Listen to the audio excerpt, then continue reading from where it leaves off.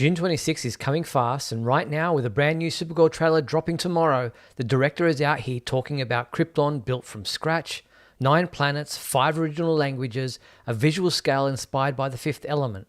This could be the DC movie that changes everything this summer. Tonight we break down everything we know so that when the trailer drops tomorrow, you'll know exactly what you're looking at.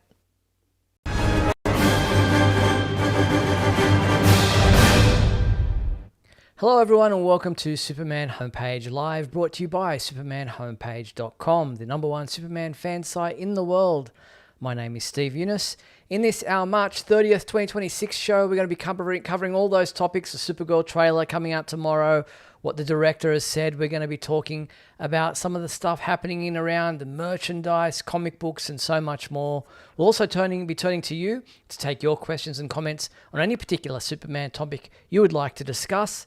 And to let you know how all that works, let me introduce you to my 2 co-hosts. First off, Michael Bailey. Hello, Michael.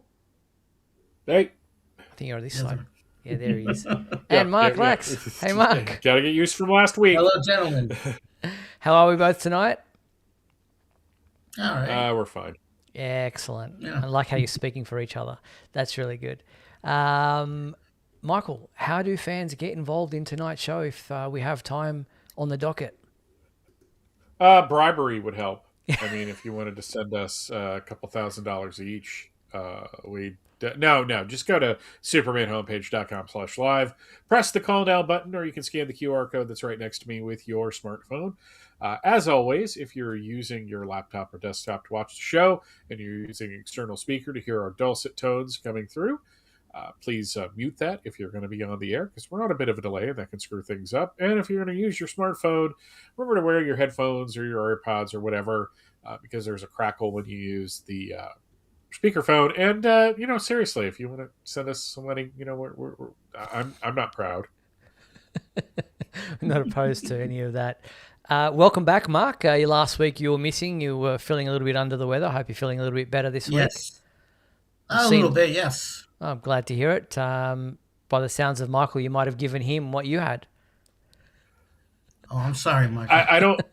I don't think you can give me a 6,000 count pollen reading. Is that how high it is? Wow. Yeah, wow. It's like my area. You got to understand, 300 is considered high, and regularly we're in the thousands. And this year has been particularly bad because we haven't had a rain yet. So it's all still out there, and I've just been miserable for the past 4 days. Sorry to hear that. Yes, allergies are never any fun. Before we get into tonight's topics, let's thank our Superman homepage champions, the people who keep this show free for everyone. Thank you to Douglas Meacham, John Patrick Van Pelt, Tina Murray, and Rick and Tanya Schutzow. Thank you so much for your support. If you'd like to join those folks and have your name read out at the beginning and end of every Superman homepage live production, performance, show, then all you have to do is click the join button there on YouTube. There are different levels of membership with different levels of perks. And you can also go to patreon.com/Superman homepage. So thank you to our Superman homepage champions. All right, let's get into tonight's topics. And it's normal for this show that something is going to happen the day after we broadcast. It's just it's par for the course. It wouldn't be the Superman homepage if these things didn't happen to us on a regular basis. And tomorrow, the new trailer, a full trailer for the upcoming Supergirl movie is going to drop. You can be sure you'll see that on supermanhomepage.com when it lands. But they gave us a teaser to promote the upcoming release of this trailer. Have a look.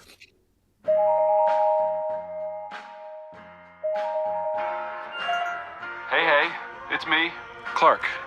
I'm just worried because, we miss you. Just going to quickly stop it there. It helps if we don't play the full thing, just for the copyright side of things. So I was wondering what those noises, that little ringling noise was happening, and obviously it's a telephone of some kind. And I love how he calls himself Clark, and it's obviously David Corenswet, Superman, trying to reach Supergirl, his cousin Kara, to find out where she is. They miss her and just checking in on her to see if she's okay. I was just touching base to see when you think you might be coming back.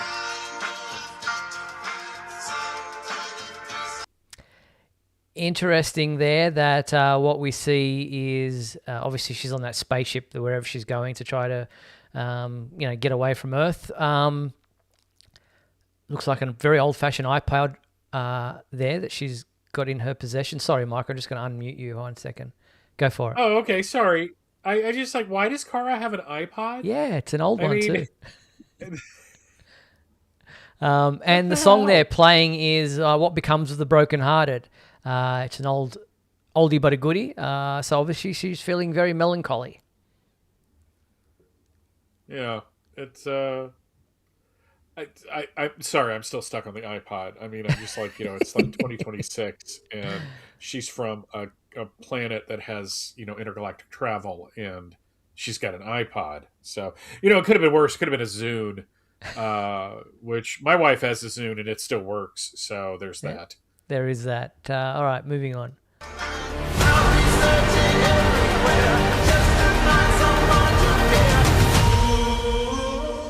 So there you have it. New trailer coming tomorrow. Looking forward to seeing what it's going to all be about. But just kind of thoughts on. I saw someone asking me seriously, did David Corenswet get paid for this? He's an actor in Hollywood. Every actor gets paid for anything they do. He's not going to do it for free. Yeah. Yeah, no, I mean it's like one of those things that where it's like this little bitty teaser, so there's not like I know people are looking at it at a granular level and examining every nook and cranny of it, which glad you have that time. But I just it was actually kind of nice hearing David Corenswet talking. I don't know why. It's just cool to me that he is part of it. I mean, we knew he was going to be a part of it, but there was something kind of weird because he barely mentioned Supergirl in the movie from last year, and now it's just well, we miss you, and it's just do you? Because you didn't seem to miss her until the very end of the film. So okay, whatever. People saying they can't get away from the Guardians of the Galaxy, copycat allegations because he, instead of having a Walkman, she's got an iPod. But this is not a James Gunn movie, people. This is the director is Gillespie. He has decided to put this in. It's not James Gunn putting in this kind of stuff. So yeah, don't keep reaching for those similarities, but obviously they're there. It's not James Gunn, but I doesn't surprise me that the director might want to go for that vibe of Guardians of the Galaxy. Maybe just because it's. I mean, it's. I'm not going to say it's not a similar story, but it's someone going off into space and having these adventures, and and obviously she likes Earth music and. And all that. So it seems, I mean, from what we've seen so far, it has a little bit of that vibe. So maybe, he wants to kind of go a little bit in that direction. That doesn't surprise me.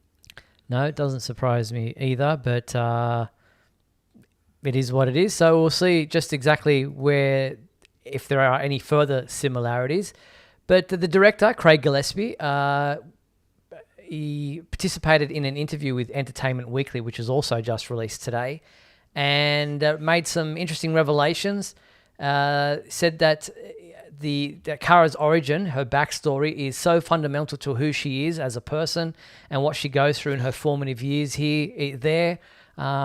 He added that obviously that the destruction of Krypton is going to play a huge part in her story and how Krypton's memory lingers throughout the story. The director says but he remains tight-lipped about just how much that will be, but promises that fans will come away satisfied. But what I was interested in reading was that he was inspired in some ways by The Fifth Element as a touchstone for the kind of rich, colourful universe he wants to create, and also goes on to say that they are actually created quite a few different languages, including Kryptonian, that are spoken during this film. There's something like 9 languages or something like that, and 5 different planets. So definitely a universe spanning story. Yeah, I mean that adds a dimension to the film that really I don't think had been factored in before. We knew we were going to see Krypton. I think for me personally, I was getting hung up on the Tom King miniseries of it all. So just to hear that, that a lot of thought was put into the world. Does this mean that like Chris Tucker's going to show up and be like a really obnoxious character? If he's going for like that Fifth Hope Element not. type thing. You never know. I mean, either way, I mean, it's good to get work. So you got that, but So I had it back to front. It's 5 entirely original languages, Kryptonian amongst them, and 9 distinct planets, each with its own look and feel. And DC have already started on their social media channels posting like postcards from some of those planets and the look and feel of some of them. But yeah, interesting the way that they're promoting this trailer coming out tomorrow. yeah. Mark, any Yeah, thoughts it's on some of the images we're seeing? This is creme. That's Krem, yeah. Like who again? I didn't read the book, so um, yeah. I mean, there's Lobo, of course. Um, I'm just interested how it will differ. I mean, again, I didn't read it, but how much of the comic will be in the movie, and how much will it be, newer stuff to build this, new world, this new DCU, involving because this involves Superman just as much as Supergirl. Obviously they're going to be showing Krypton, and they're going to be, the destruction and all of that. So, I hope they just use a little bit, a little bit more than an outline of Woman of Tomorrow, and the rest being, more world building for the character, and what's going to be going, what's going to happen going forward. Yeah, it'll be interesting to see just how much has been adapted from the Woman of Tomorrow story and how much is original content. People in the comments, Afbrat 1986 saying, Crypto is the only dog on Krypton that we know of, so where did he come from? Well, that we know of. Well, obviously dogs are not a unknown breed on Krypton, because when Kara sees a little puppy come up to her at that funeral procession, she's not like, oh my God, what are you? It's she's, like, hello, you little cute thing kind of thing. It's like dogs are obviously a species on Krypton, and so he looks like he's a little scruffy runaway dog, or he just appears to be someone, a little puppy that comes up and obviously seeks her out, but it's not like they're an unknown species on Krypton. Yeah, I mean, it's just we have humanoids, but we can't have dogs. I mean, it's just. But it just seems to be like fair, we haven't seen other dogs so far on Krypton. I know, but it's just it's always fun to me to see people's bridge too far with this type of material. Like there are people that are totally willing to accept just like anything that you throw at them, and then some people are like, I need a boring and lengthy explanation about how his cells absorb solar energy and how that builds up and that and if he uses too much he gets weakened. I mean, it's just like it all depends on where you are on that spectrum, and I just love that in this case it was, well, where did the dog come from? We also saw David Krumholtz there as her father, Zor-El, and Craig Gillespie says that they'll also dig into the specific social standings of Kara's family, her father Zor-El's life in science and academia, shaping what he describes as an opulent intellectual culture. Whereas I guess Jor-El was on the more bougie side of that. Well, he's obviously maybe on the science council, so he probably had a higher standing. Yeah, it's just you look at the Jor-El and Laura that we saw in the movie last year, and these are people that look like the type that have never lived in a house with less than 10 rooms. in the upstairs. So I'm just saying. Yeah, Zor-El is more down to earth. I think. I think that's what we're gonna find. He's Yeah. down to earth. Well, you know what I mean. Yeah, But he's more. down to Yeah, Krypton. he's not. He's not his brother's. His brother. I mean, obviously, from what we've seen and what they want Clark to do and all that. I mean, they're obviously this more upper crust type of Yeah. type of people. So I'm assuming that he's the opposite of that. I would. Yeah, you'd think that could be the difference between the two brothers and, what sets them apart and makes them completely different. But will be interesting to see how that plays out and if we will see Jor-El and Lara in the Supergirl movie on Krypton. I imagine we probably should, but you never know. So, the Supergirl trailer comes out tomorrow. You can be sure that the three of us will talk about it next week when we come back for our next live show. But it will be up on the website as it becomes available online. And we'll be interested to see your comments if you're a member of the website and you want to post your comments beneath it when we post it. So looking forward to that tomorrow. But the movie comes out in June this year, so we're not that far away. It's almost April. Speaking of almost April, I must remind people who are in the Southern Hemisphere like me, where daylight savings will end this coming weekend. That means this show will come forward an hour earlier. So at the moment, for me, it started at 1:30 p.m. on a Tuesday. If you're like me and you're in Sydney, Australia, it will come forward to 12:30 p.m. on a Tuesday. But for everyone in the Northern Hemisphere there in the US, it will still remain at 7:30 p.m. Pacific time, 10:30 p.m. Eastern time. So you can be sure it won't change for you guys. We just move with you. All right, so getting that out of the way. Moving forward, looking at the Man of Tomorrow film, we saw an interview with Lars Eidinger, the gentleman who will be playing Brainiac in the upcoming Man of Tomorrow film. There was an interview with him in Tip Berlin magazine. He was on the cover. This is what the cover looks like. It's obviously in German. But from what I understand, the interview, he says, James Gunn wrote to me that he's happy to design the role together with me. I was happy about this formulation because it means that I should not only be a vicarious agent, but can contribute. So it looks like they'll be working together about how Brainiac will be, what his performance will be like, how he will portray the character.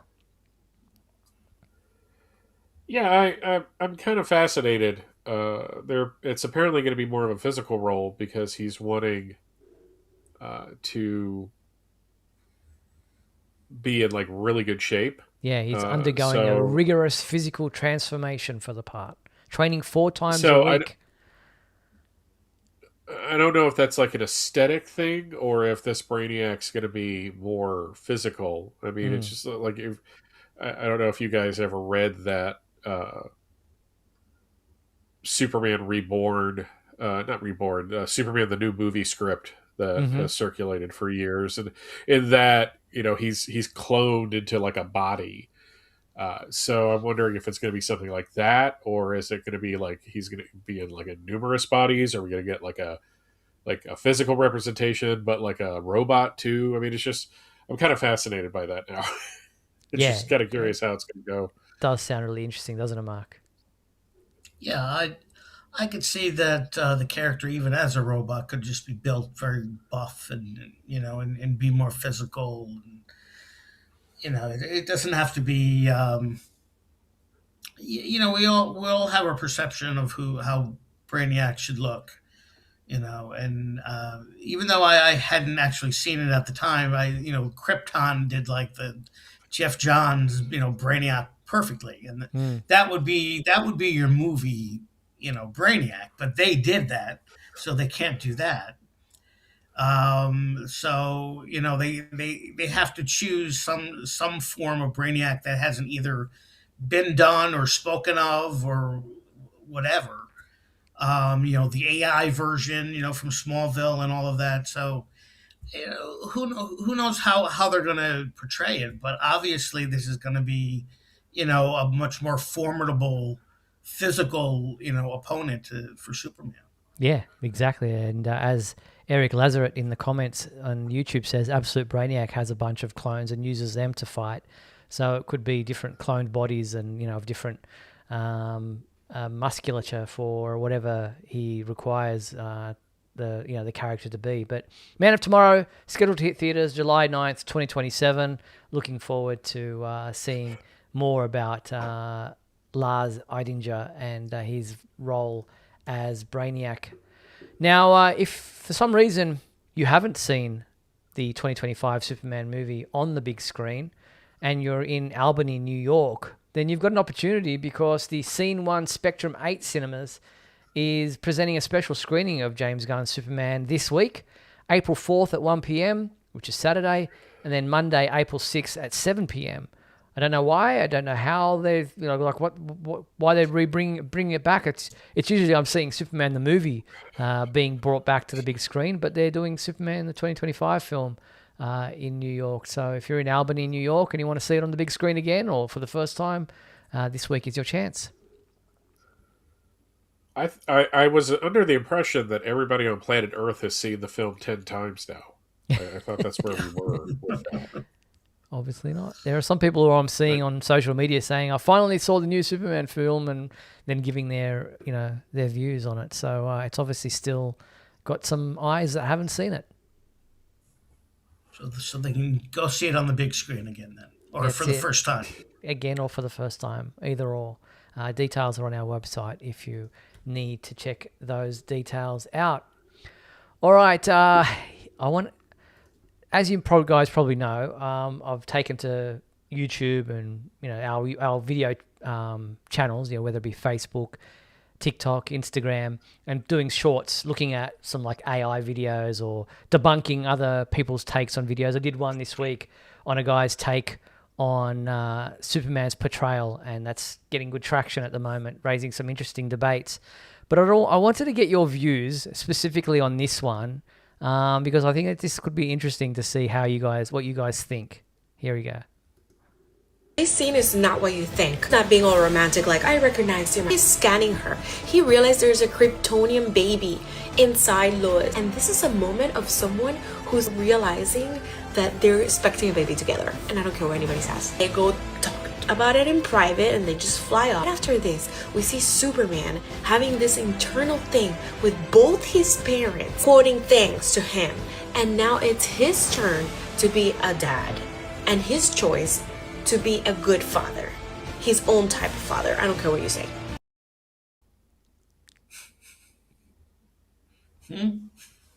It's like one of those things where it's not an awful take.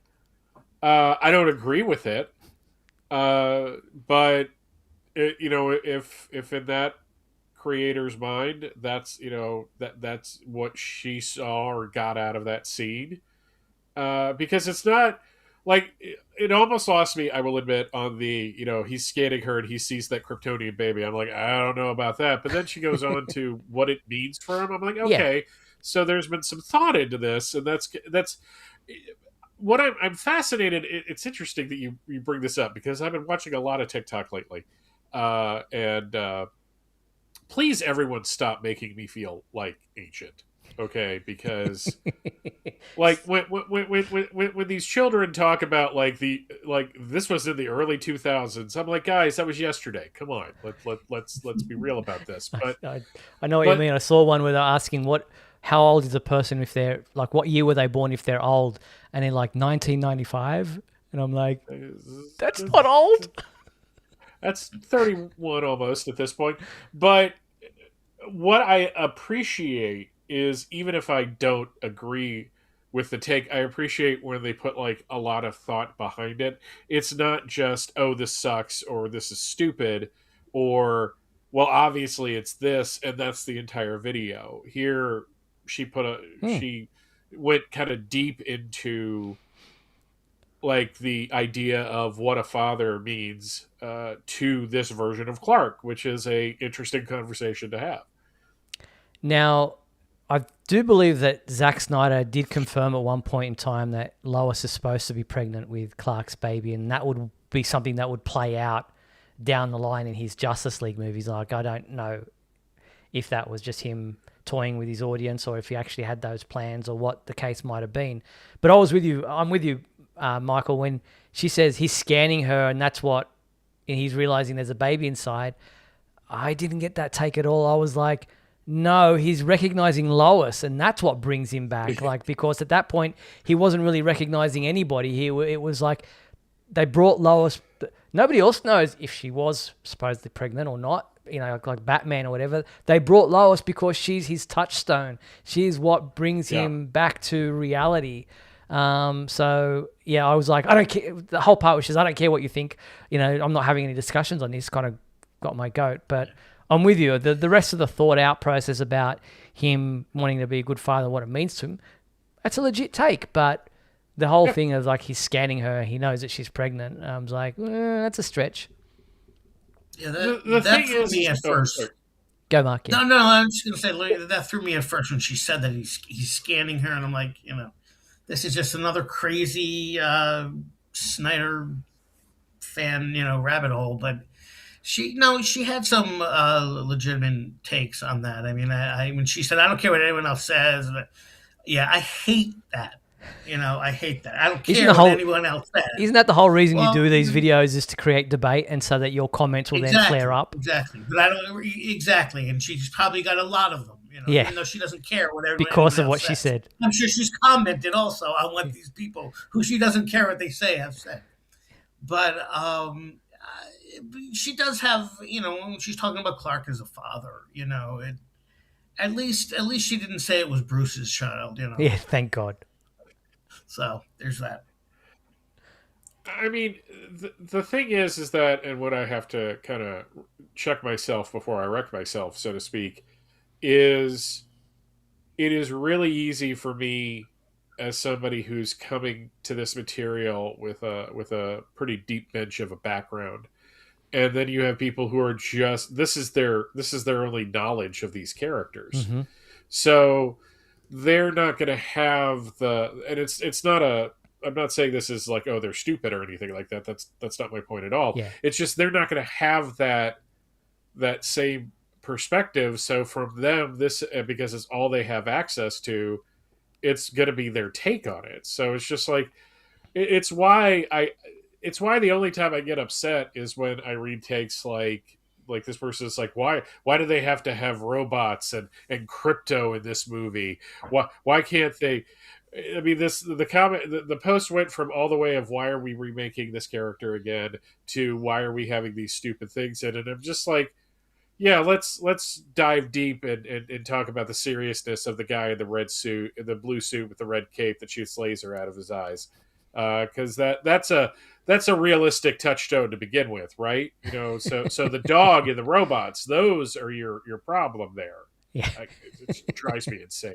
Yeah, I just did one on this guy's take on that James Gunn changed Superman because, as you said, Man of Steel, Zack Snyder's version, was the only version that he really knew, and so for him, Superman should be this, God kind of unrelatable. Shouldn't be someone like us. It should be someone who's above us and godlike. And I'm like, that's not the Superman that I know or that has been around for most of the 90 years that he's been around. You're saying James Gunn changed Superman.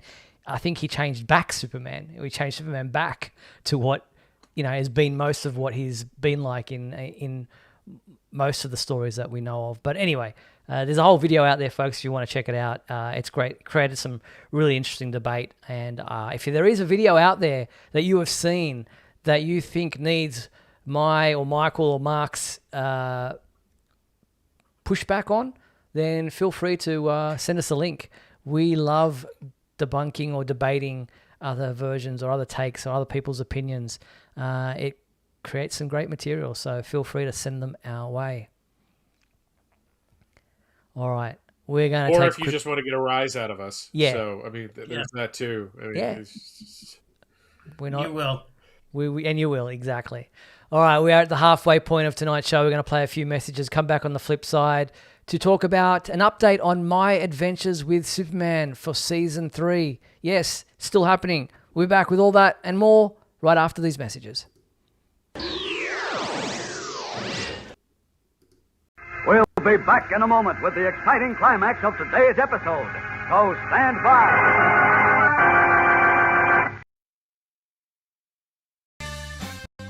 If you're enjoying Superman Homepage Live, then please like and share this video with your family and friends. Also, if you'd like to subscribe to our YouTube channel, then you can click on the bell to receive notifications whenever we post a new video. You can also join our YouTube membership program, just click the join button below. Or you can become a patron and support our website by going to patreon.com/supermanhomepage.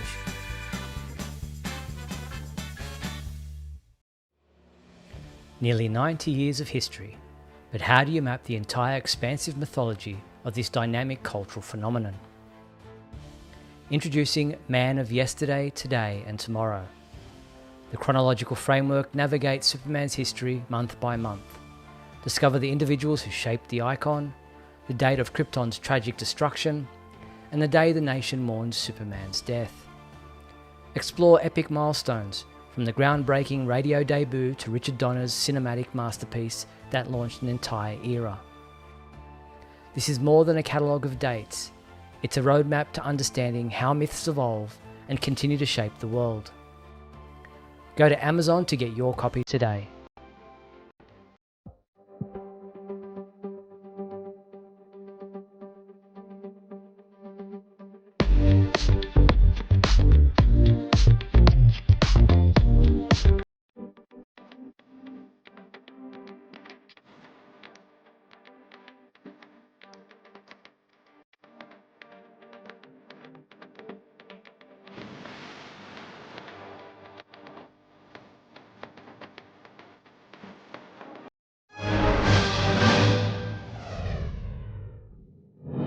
Look, up in the sky. It's a bird. It's a plane. No, it's SupermanHomepage.com, the #1 Superman fan site in the world. SupermanHomepage.com, covering the world of Superman from the 1930s to today. News, reviews, rumors, and reports. SupermanHomepage.com for all your Superman comics, TV shows, movies, cartoons, radio shows, and more. Everything you ever wanted to know about the Man of Steel and more. SupermanHomepage.com. Thanks, Superman Homepage, for all the support over the years. I really appreciate it. I'm Matt Balmer, the voice of Superman in Superman Unbound, and this is the Superman Homepage. Right here on Superman Homepage. SupermanHomepage.com? All right. Hey, this is Christopher Gorham. You're on the Superman Homepage. Hey, this is Sam Witwer, and you're watching Superman Homepage. When the world needs saving, the world turns to and his super team. Superman's not just a superhero, he's the superhero. Superboy and Steel are the super team. This is Steel. He's got an armor suit, and check out that hammer. Pow! Superboy rides in on his motorcycle and blasts him. Bam! Pow! Conduit is a supervillain. He's got these power cables that go zzz, zzz. Superman comes in like boom. Bad guys gotta learn. You don't mess with the ass. Superman. Figures and vehicles each sold separately. You don't mess with the S. All right. Most accurate description of Conduit I think I've ever heard. He is a villain that has tentacles that go voo, voo, voo. That's about A it. for accuracy. All right. Before we do our regular segments for this week, just wanted to update you on Season 3 of My Adventures with Superman. The animated series is coming back. Jack Quaid, who voices the role of Superman, confirmed that he has already returned to the recording booth for additional dialogue and ADR. So it's happening. It's coming. We don't have an update yet, but on when exactly it will premiere. But no release date has been confirmed. But Season 3 is definitely coming. We've known that for a while. Sadly, still no date. But at least we know they're actively doing something. Yeah, one of the things that I liked about that interview was he was talking about how he's basically doing like both ends of the superhero spectrum by being on The Boys and being in this. It's like he gets to kind of experience both of those, which is kind of fascinating. Yes, indeed. All right. Let's go into our regular segments, and we're going to start off with what do we usually do first? Let's start off with the fan favorite segment of our show. Let's do that one first.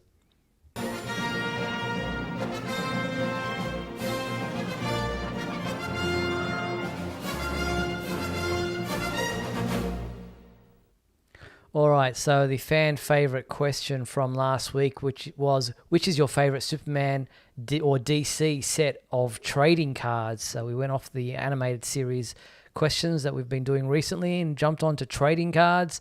And we had a few people respond. Who was up first, Michael? JP Rocha wrote in, my favorite trading card set is the Skybox Doomsday, the Death of Superman set. So much better than the most recent set. Yeah, this was a good set. I've got the base set and a couple of the extras on this one. Definitely love that one. Very cool. Thank you, JP.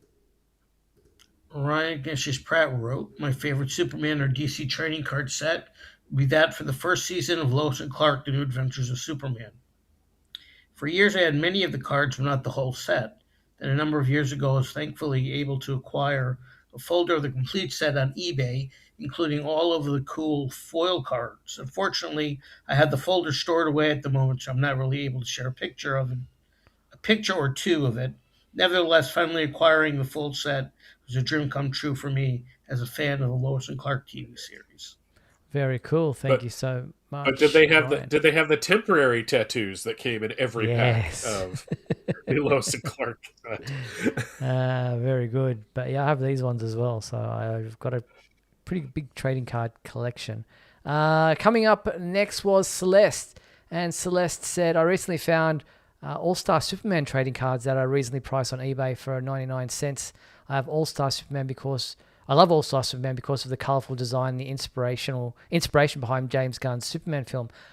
This is the image she sent with that. These are the Flea Brilliants, not necessarily All-Star Superman. There may have been one or two All-Star Superman cards within the set, but this is basically like a Superman as a whole from different, more of the modern comic books and the Byrne era and things like that, and even the Rebirth era, but not just for All-Star Superman. That would be cool, but I don't believe there's ever been just an All-Star Superman trading card set. But these Flea Brilliants are an awesome set. One I don't have, actually. Yeah, I haven't gotten those either. I was hoping when things get a little less tight to go to eBay and see if I could get a box, because I don't have like every single Superman set, but I have most of them. Yeah, same. So it'd be nice to have a new set, especially if it's better than the one that came out like 10 years ago that really wasn't all that good. Yeah, Mark, do you have any trading cards? I'm just going to go grab one of my folders while you're talking. No, I do not. I do not. I think I may have years ago, but not many of them.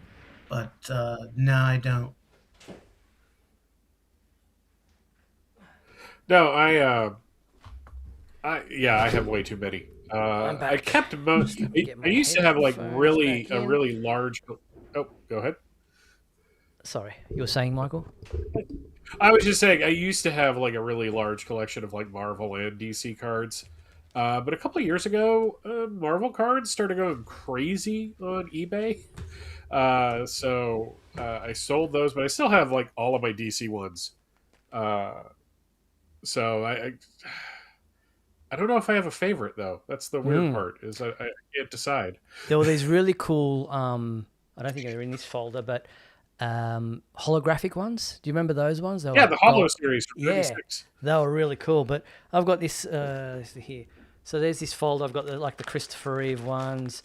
What else have I got in here? Some Superman Returns ones were in there. Superman 2. There's the Death of Superman ones that we just saw from earlier.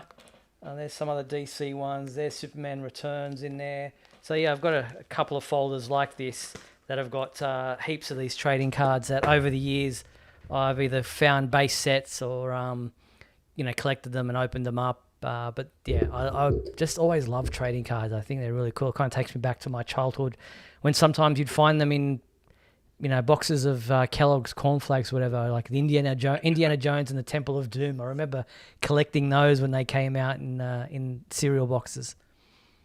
Oh yeah, the UK had it really sweet in like the late 70s in boxes of Weetabix. You'd have like entire card series. Like there was a Superman one, there was a Star Wars one, there was a Doctor Who one. So yeah, it's kind of funny that there was a point when trading cards were really part of the conversation in terms of comic book culture in the 90s. And I think what happened is, one, all bubbles burst, but two, they went from being like $1.50 to $2 a pack to $5 a pack. And then in like 2002, I'm on eBay buying entire boxes of them for like $15. So you just got to wait. Definitely. And now it's like cards are still around, but it's more the Pokemon thing. It's like it's not necessarily the pop culture thing anymore. It's more about, collecting them for a particular reason. Daz L in the YouTube comments says, great collection, Steve. Did you collect rugby league cards as well? These were big in my primary school in Western Sydney. It's a bit off topic, but Daz, 100%. I have got folders of some of the rugby league cards going back to the 1960s and when my dad was collecting, so before I was born. So I've grabbed his and absolutely love them. But anyway, moving on from that, that's why I think I've just loved trading cards as a whole. It doesn't matter what the genre has been. But thank you to everyone who responded to the fan favorite question for this week. Our new fan favorite question is, I don't have one. Do you guys, is there anything you would like to see fans show us their favorite of? Maybe on the collectible side of things? What is your favorite Superman t-shirt? Okay, I like that. Yes. Let's do that one. Show us your favorite Superman t-shirt. Respond to this fan favorite segment using the email address info@supermanhomepage.com. info@supermanhomepage.com. Send us a photo of yourself wearing the t-shirt or the t-shirt itself. Up to you. We will show these and respond to these when we return to this segment next week. What is your favorite Superman t-shirt? All right.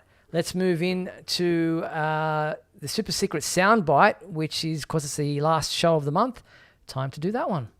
Only one thing alive with less than 4 legs can hear this frequency, Superman, and that's you. All right, this was the sound from last month. Have a listen.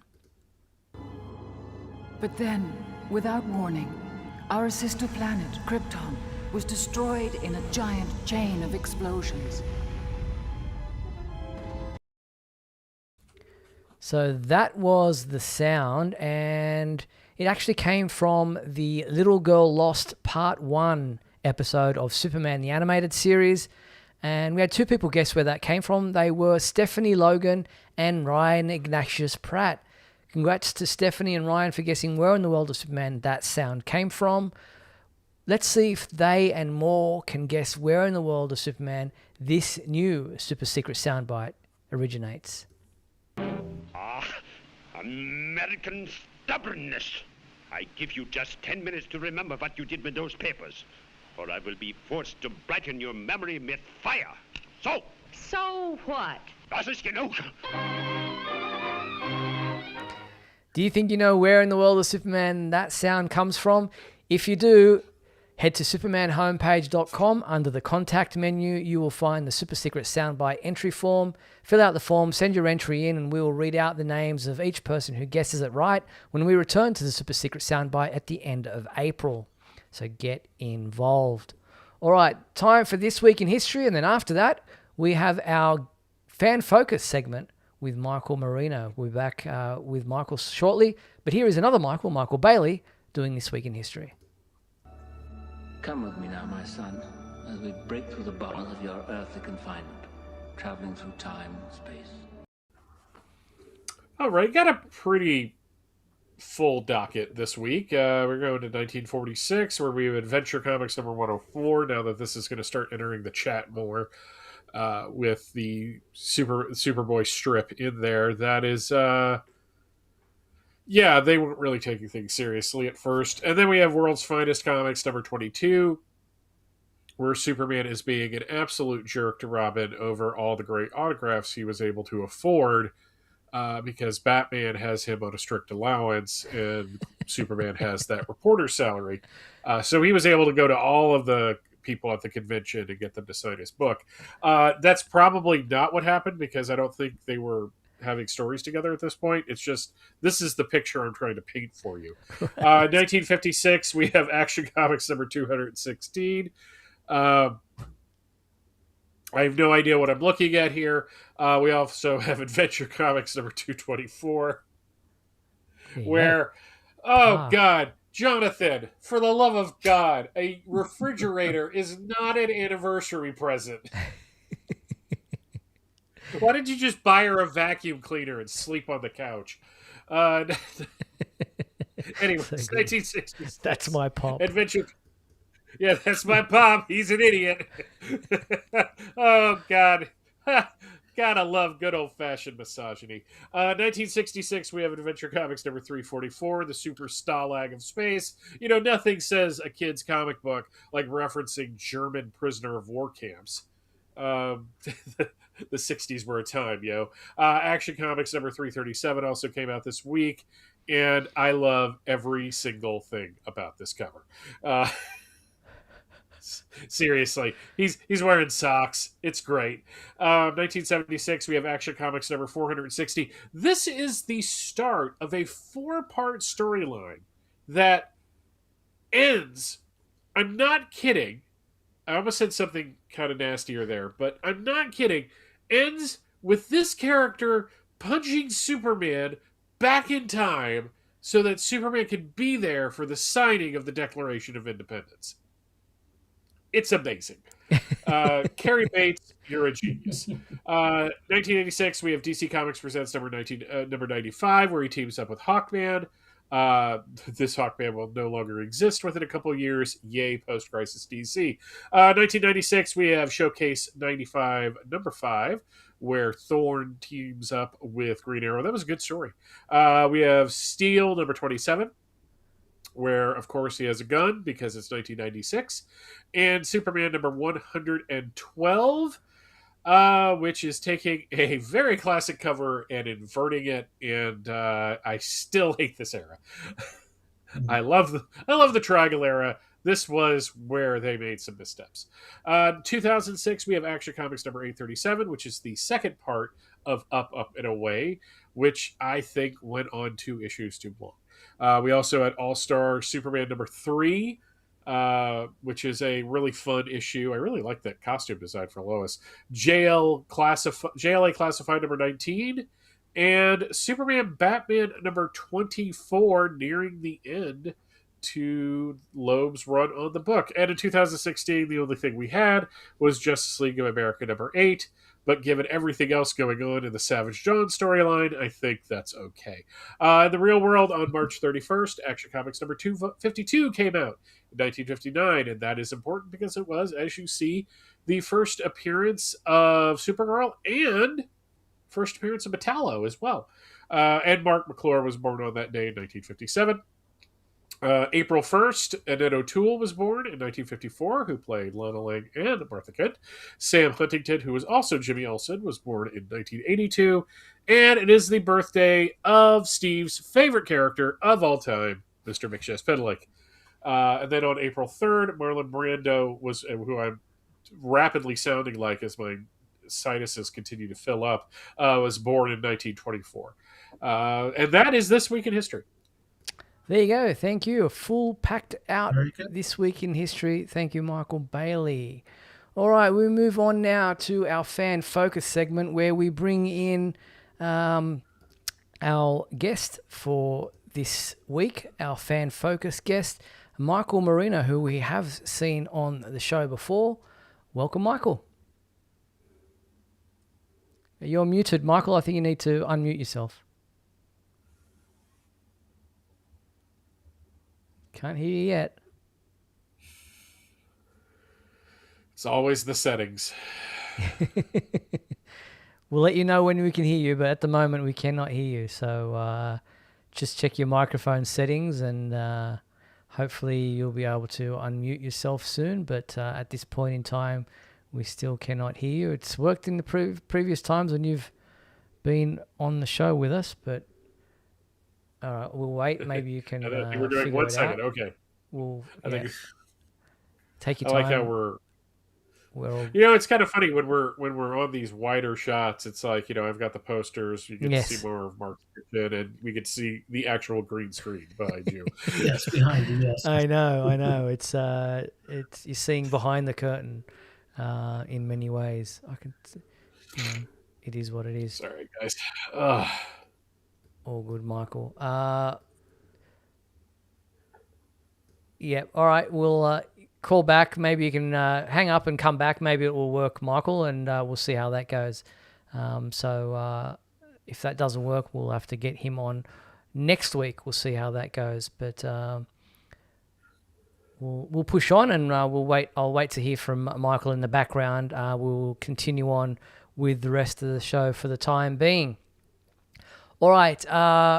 Still on the TV side of things, just quickly, DC Studios' upcoming Jimmy Olsen spin-off series, which still remains untitled at this point in time, has been confirmed as a crime mystery comedy, with co-showrunner Dan Perrault telling the Direct.com that that the show it's comfortable territory for himself and his co-showrunner Tony Ascenda. We've worked in this crime mystery comedy for a very long time.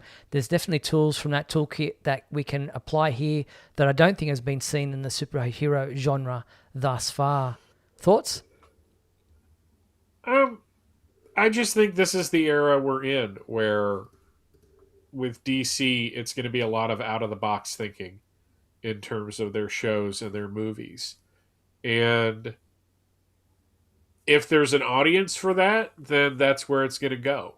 It does make it different from the Marvel universe a little bit in terms of doing that from the jump, whereas Marvel was pretty straight ahead for most of their run up until Endgame. So if they're going to be like this crime-solving comedy show with Jimmy Olsen and people like it, then it may not be for me, but it's for somebody.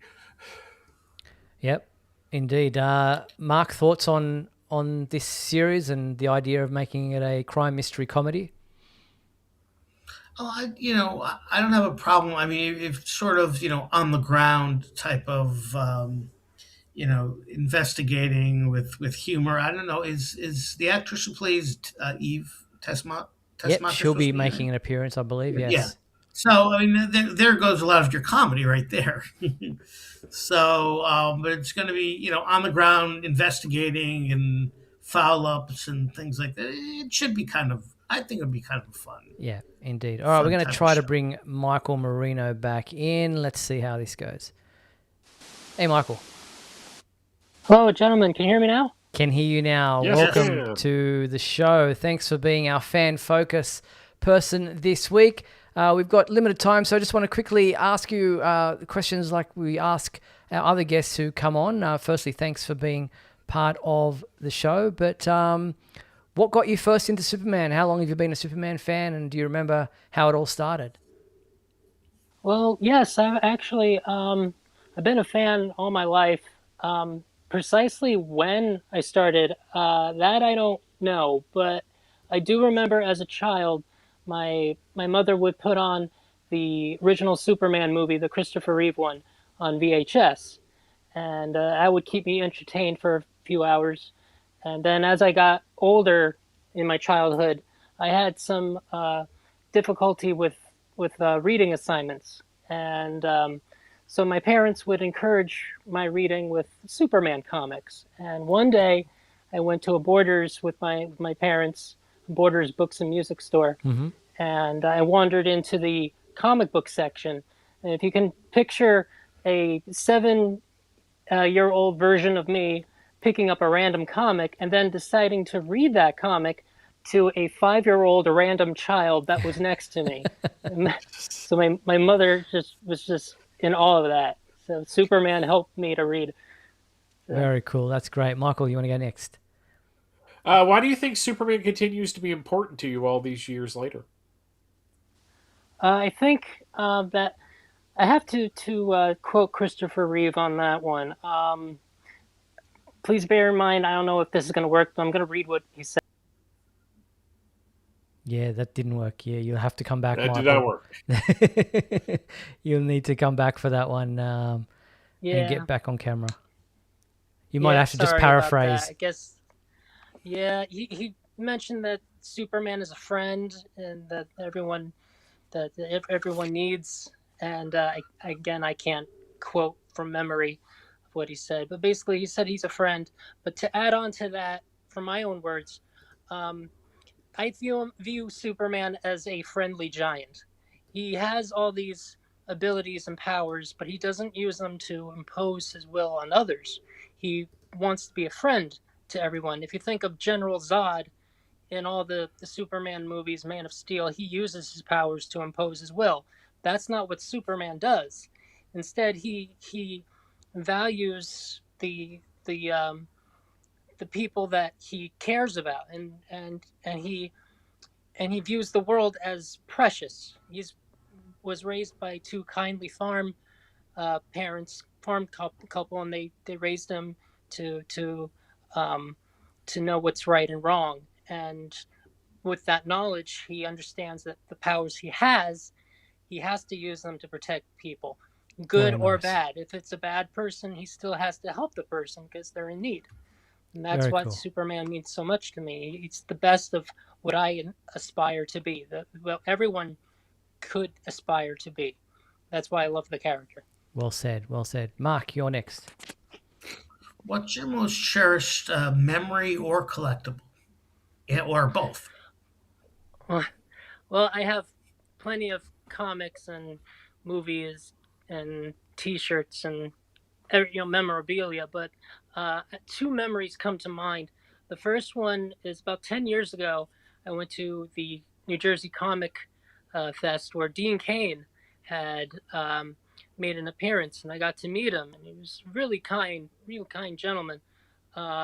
He treated every Superman fan with respect and took a lot of time to get to know each and every fan, and that I really appreciate. And I hope that someday I get to meet other Superman actors like Tyler Hoechlin or David Corenswet or Brandon Routh, all these other, Tom Welling. I hope that they come to New Jersey. But the other memory I have was actually from last year at the New Jersey Comic Fest, where a group of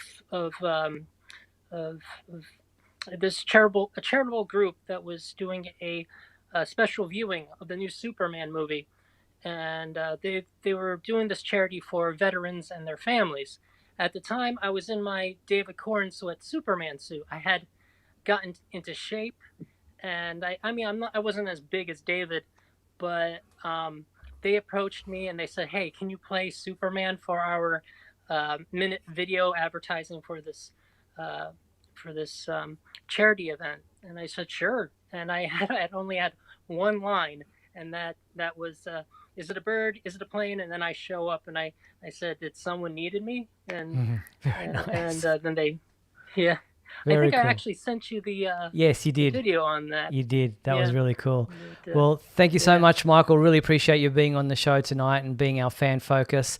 So it's always great to see you and talk to you, and I really appreciate you taking the time to do this week with us.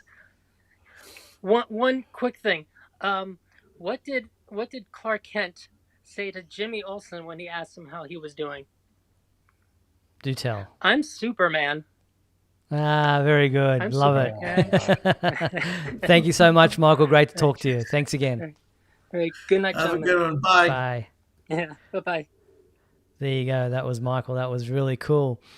Well, that brings us to the end of tonight's episode. I did want to talk about Superman Spider-Man #1 and the fact that it's not available digitally, but I did a whole video on that. So if you want to check out that and have a comment, yes, very frustrating. Feel free to check out that video that I did on that.